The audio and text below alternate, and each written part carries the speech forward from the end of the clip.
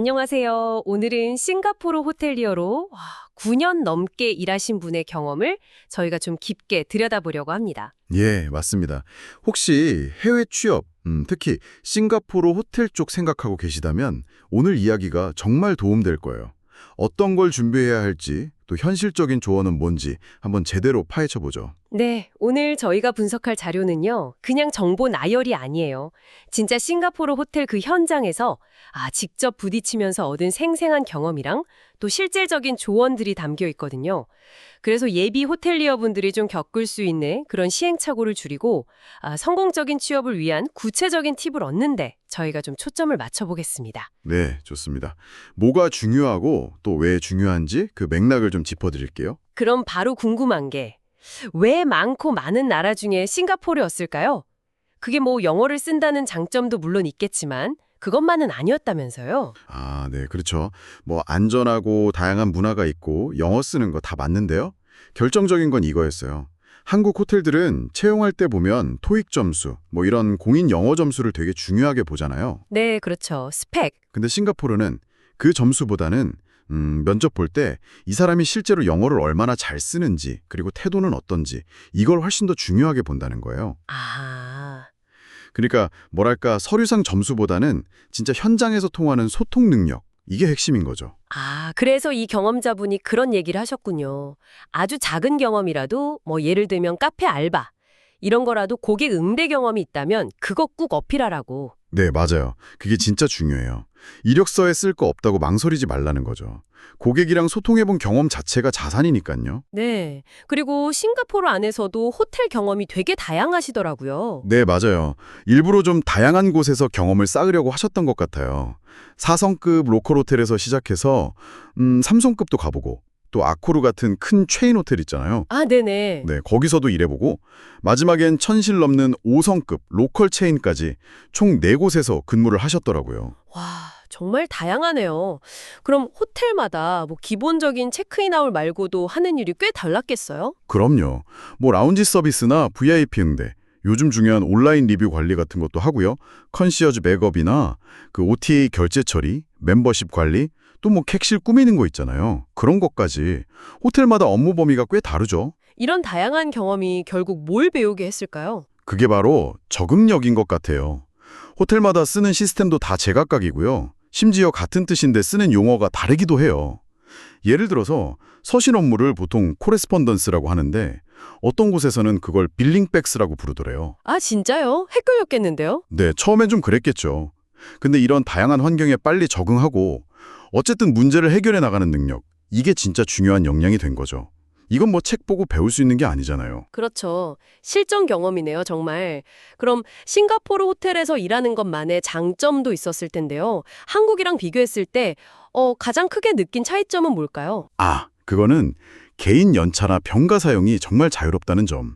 이걸 제일 먼저 꼽으셨어요. 오, 그래요? 네, 뭐 신입이라도 아프면 눈치 안 보고 그냥 쉴 수 있는 그런 문화라고 하더라고요. 와, 부럽네요. 그리고 또 다양한 국적의 손님들을 만나면서 국제적인 감각을 키울 수 있다는 거.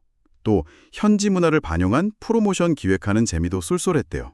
예를 들면 그 치킨 라이스 바우처 패키지 같은 거요. 재밌네요. 치킨 라이스. 네. 그리고 피드백 문화도 좀 더 열려 있는 편이고요. 같이 개선점을 찾아가는 분위기. 물론 좋은 점만 있지는 않았겠죠. 해외 생활인데 어떤 점이 좀 힘들었을까요? 그 얘기를 하시더라고요. 유니폼 때문인지 아니면 면역력 문제인지 피부 발진 때문에 고생을 좀 심하게 하셨대요. 아이고. 근데 이게 의료 혜택이 좀 제한적이니까 혼자 병원 알아보고 뭐 비용 걱정도 되고 그런 심리적인 부담이 꽤 컸다고 해요. 네, 타지에서 아프면 정말 힘들죠. 그리고 또 하나는 다양한 국적 손님들의 영어 억양.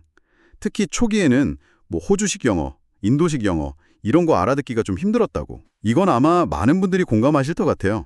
그렇죠. 싱글리시도 있고. 영어 얘기가 나왔으니까 말인데요.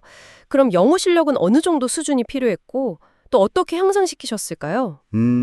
처음에는 뭐 완벽하게 하려고 하기보다는 내 의사를 명확하게 전달하는 게 중요했다고 해요. 근데 일을 하다 보니까 좀 더 격식 있는 표현, formal English라고 하죠. 그 필요성을 점점 느꼈다고 하고요. 네. 그래서 어떻게 했냐면 그 싱가포르인 매니저분들이 쓰는 표현을 유심히 듣고 막 따라해보기도 하고 또 유튜브 채널 중에 호텔 프런트 데스크 잉글리시 이런 거 있잖아요. 그런 걸로 꾸준히 공부를 하셨대요. 매일 출근 전에 1시간씩 시간을 내거나 필요하면 유료 강의도 듣고요. 와, 노력하시네요. 실전처럼 연습하는 것도 중요하다고 하셨죠. 네, 맞아요. 예를 들어서 객실 준비가 늦어서 화난 고객 응대하기. 이런 구체적인 상황을 딱 정해놓고 영어로 역할극처럼 연습하는 거죠. 아, 좋은 방법인데요? 네. 그리고 면접에서 자주 물어보는 질문들 있잖아요. 여기까지 어떻게 출퇴근할 거냐, 스트레스는 어떻게 푸냐, 이런 거요. 그런 답변도 미리 영어로 좀 준비해두면 훨씬 좋다고. 자, 이제 정말 중요한 내용으로 넘어가는 것 같습니다. 싱가포르 호텔 취업을 준비하는 분들이 이건 꼭 피해야 한다, 혹은 주의해야 한다, 이런 점들이요. 이게 진짜 핵심 정보겠네요? 네, 맞습니다. 우선 인터뷰 볼 때요. 지원하는 호텔에 대해서 정말 자세하게 알아가셔야 해요. 객실이 몇 개인지, 타입은 어떤지, 부대 시설 뭐 있는지, F&B 레스토랑 종류는 뭔지, 또 어느 그룹 소속인지, 주변에 뭐가 있는지. 이걸 아는 게 이 지원자가 우리 호텔에 정말 관심이 많구나. 이걸 보여주는 척도거든요. 와, 그렇게까지요. 정말 철저해야겠네요? 네. 그리고 취업 경로. 이거 정말 중요해요. 가끔 보면 막 300만 원씩 받는 비싼 에이전시들이 있대요. 헉, 300만 원이요? 네. 그런 곳은 웬만하면 피하고 호텔 공식 웨브사이트에 직접 지원하는 걸 우선으로 하라고 강력 추천하시더라고요. 직접 지원. 네. 그리고 싱가포르 정부에서 운영하는 마이 커리어즈 퓨처라는 사이트가 있어요. 거기서 직무별로 급여 수준을 미리 좀 확인해 보세요. 그래서 혹시 외국인이라고 터무니없이 낮은 급여를 제시하는 건 아닌지 꼭 체크해야 합니다. 아, 급여 확인. 정말 현실적인 팁이네요. 그리고 근무 조건도 꼼꼼히 봐야죠. 특히 3교대 근무면 호텔 위치랑 출퇴근 교통편, 이거 정말 현실적으로 따져봐야 해요.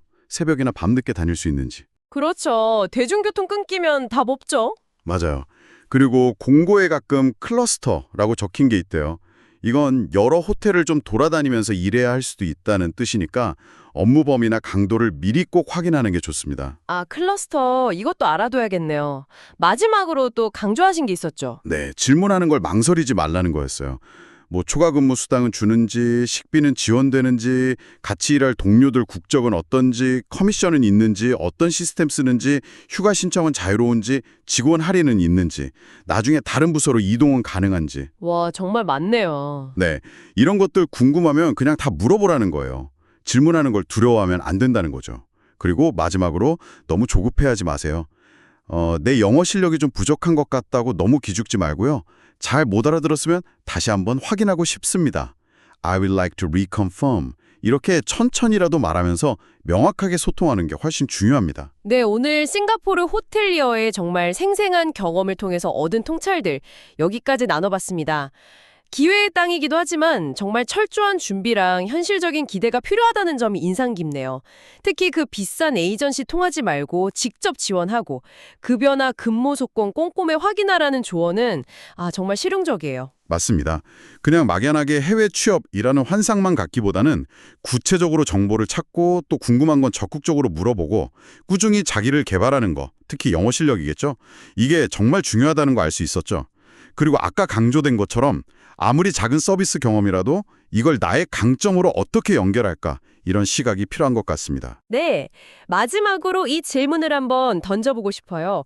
여러분이 가진 경험 중에서 이건 정말 상관없어 보였는데 오늘 이야기 속 호텔리어처럼 혹시 해외 취업이나 다른 커리어에 예상치 못한 자산이 될 수 있는 건 없을까요? 한 번쯤 생각해 보시면 좋겠습니다.